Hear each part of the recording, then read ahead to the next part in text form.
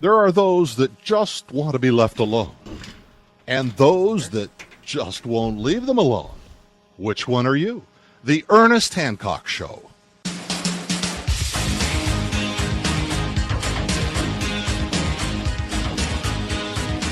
In praise of junk silver. An article on LouRockwell.com today. We have it up on Freedom's Phoenix. You know, this is really starting to become a big deal, in praise of junk silver. Yep.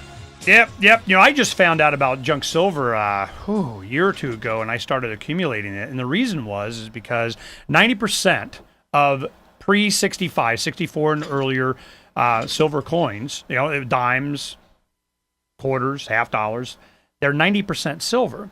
Well, what happened was when you go to buy a silver round, I mean, you have to get, something that somebody's not, Fred's Casino kind of silver, like, yeah, whatever. You get Philharmonics, you may have to pay up to, $2, $3 over spot for them at, sometimes. Now it's down below $2. I think that's going to go up. But if you went and got junk silver for the same silver content in U.S. coins, it was only 70 cents over spot. I'm going, why the heck am I buying anything else now? So I started cashing in, some gold and other stuff. Don't give me some junk silver. Plus, they're more tradable. Well, that's kind of the point that they're making in this article here on Lou Rockwell. So I'm going, okay, I'm hip to that. Let's go ahead and start, at least let people know, so I want everybody to, ride this thing out. We just need to keep breathing in and out till the end of this. How long will that take? I don't know. But it's going to get bad, and I'm feeling better once I made a decision. Yeah, we're going to get small. We're going to survive. How much am I going to rail against the man right here in the center of whatever and so on? We'll keep Freedom's Phoenix going. It's very effective, very popular. A lot of people. You get a lot of information there, and we have a lot of people come. One of our new writers is the Sovereign Man. The Sovereign Man, he's like, we turned him on last night. Like, thank you. We were honored. We want to participate because we started putting up some of their articles. It's about being an internationalist and go somewhere else. And they all of a sudden they're getting, a lot of traffic from Freedom. What the heck? Who is this guy? They sign. I go, yeah, we got turned on to you guys, from people that we respect that know that you got it going on. We love your articles. You start posting. And they're like, cool. That's how we keep adding on people. Bill Bonner and Addison Wiggin and Doug Casey Research Stuff, and a lot of these guys, we have Larkin Rose. Yeah, Larkin. He hasn't written that much lately on there. He used to do a lot. We got to check him out and see where he's at, what he's doing. Because a lot of these things are, and then we got guys like Frosty Wooldridge. You got to have Frosty up there, to give, I don't know, balance. But what happens? I welcome to have Frosty. We don't put everything he writes up, and certainly not to the top of the page. But it's all one. He's got one drum that he beats. Immigration in America is what's doing everything. I'm like, right. But he gets his sustenance from somebody paying him to do it, I guess, or something. I don't know what his motivation is. He keeps regurgitating the same stuff, but. Everybody gets to have their say. Go ahead. We got some left and right, and so, like Stephen Lindman. He's Hugo Chavez is his hero, but he's so well researched on stuff. His conclusions are wrong, in my opinion, but we're bringing him around, and that's one. Oh, that's one thing I wanted to do. If Thomas hadn't come in today and got arrested, I was going to be playing you the interview with Naomi Wolf with Lou Rockwell. I've been trying to get Naomi on, and she's too busy for us. But she did a great interview with Lou. It was exactly what I wanted to get out of her perspective on stuff. So we'll just play that. I'm sure Lou wouldn't mind. And we're going to go ahead and have that on tomorrow. I would have played it today, and it's very interesting, the perspective from the feminist, left, progressive community out there. She represents a lot of that, and I want to get that up. That's exactly what I wanted to talk to her about, and I listened to the show, and it was great. And it's probably we can get it done probably a couple of segments, so we'll do that, because that is tomorrow. If I can remind myself, I'll write down here. We'll go ahead and play that, because that's something you need to know.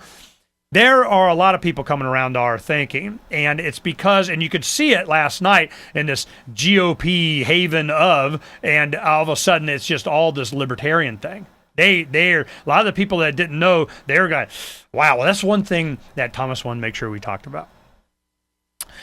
Alan Corwin, big gun rights guy, he's all in GOP, and we got to make nice with the media and politicians and so on, and that's his thing, go ahead. Well, he's also part of the Cartridge Family Band. You know, he and another guy in the band, Eric, is a really good friend of mine, and they're always arguing amongst themselves. Are we in a police state? You know, yeah, and keep sending themselves. What? This isn't police state enough for you? I mean, what the heck are you waiting for, man? So Alan's like, no. We still have. Well, at least we get to complain. You know, kind of. So he went to the crowd after everybody. You know, we read the Bill of Rights, we discussed it, we did the presentations, and we had the speakers and so on.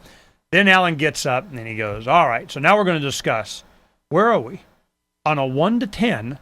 You know, how's that Bill of Rights thing holding up? And I got to leave the room, man. I just, are you kidding me? You know, we're a 1. I mean, you know. So anyway, so I wasn't there for that, but Thomas was. You know, tell me how that went out. Well, first he starts on the high end of the scale, 10, 9, 8, and no one's raising their hands. Then he goes to the bottom of the scale, life support. And like 90% of the people raise their hands, and then it goes, and then maybe 1 or 2, but then number 1, number 2, and then some other people raise their hands. Well, then he goes, well, we're still here, and we can meet together, and no one's, busting down the doors, so I'm going to rate it an 8. And then I get pulled over for not my headlight's not on steadily, and this is an 8. Oh.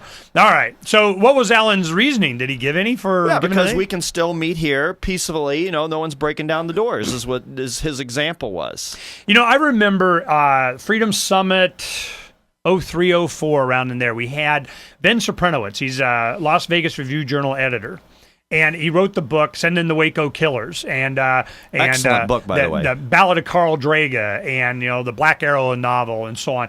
So a lot of you may have heard of Ben Sopranowitz. He's a really good speaker, and he's spoken at the summit a couple of times.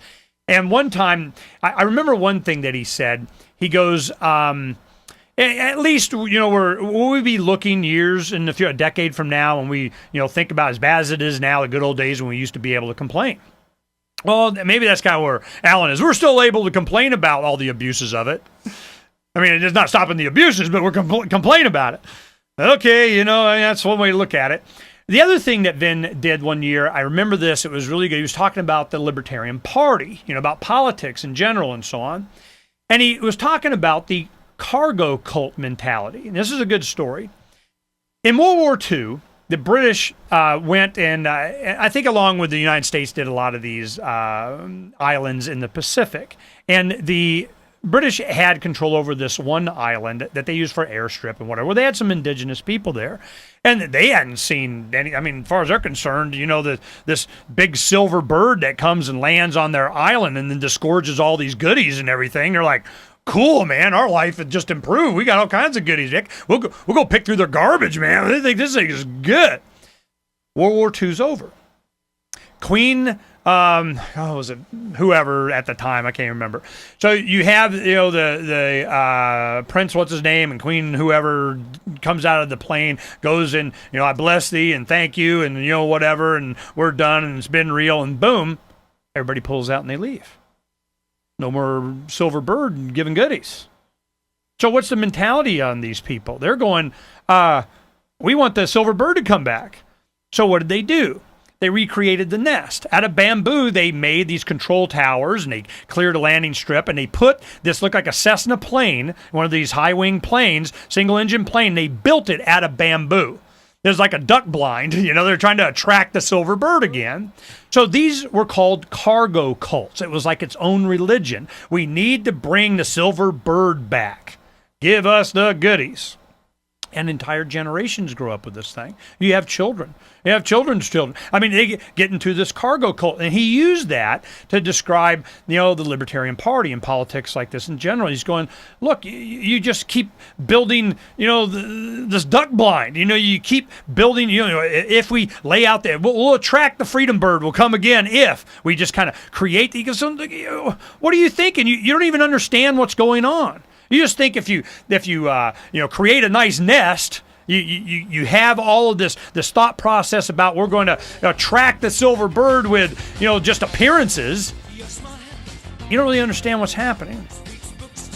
So we'll have that speech up too as we're loading up the Freedom. We got the video thing done on Freedom's Phoenix now to where we can start putting all this stuff up on our own servers, because there's a lot of this stuff that we do that we know, sooner or later this is going to turn us off like they do a lot of other, effective people.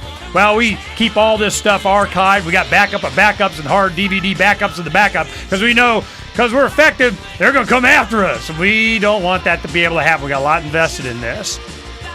We want you to invest in your own freedom. Let me tell you where it starts. Right here. Between the ears. The revolution starts between the ears. And we're doing what we can to highlight it and have some fun with it. Get all educated on it and live it. We're living it. Trying to help you too. We'll talk to you tomorrow.